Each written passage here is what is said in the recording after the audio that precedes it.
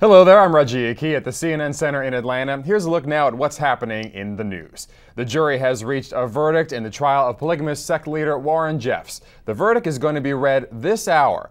Now, last night, jurors told the judge they were close to a decision, but they wanted to sleep on it. Then today, one of the original jurors was replaced by an alternate, and deliberations had to start all over. Jeffs is accused of rape as an accomplice for allegedly coercing a 14-year-old girl to marry her older cousin. Service has been restored to communications equipment at an air traffic control center in Memphis, Tennessee. That center lost power for about 2 hours, making a mess of air traffic in the region.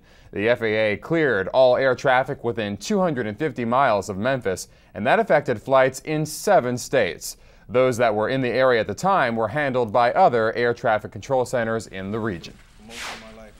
Suspended Atlanta Falcons quarterback Michael Vick faces new dogfighting charges detailed in an indictment from a Virginia grand jury.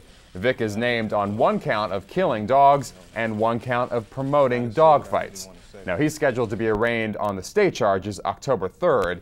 Vick has already pleaded guilty to federal dogfighting conspiracy charges involving property that he owns in Surry County, Virginia. He faces sentencing on those charges in December.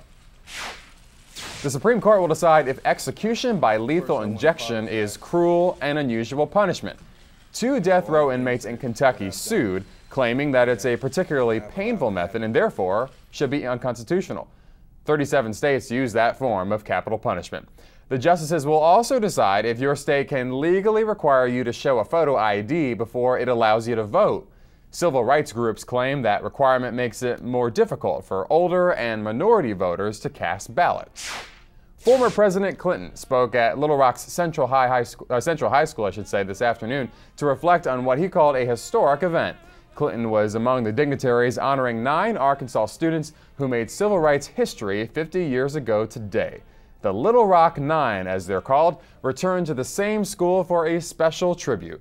One by one, all 9 took the podium and spoke about their struggles and overcoming adversity during a difficult time.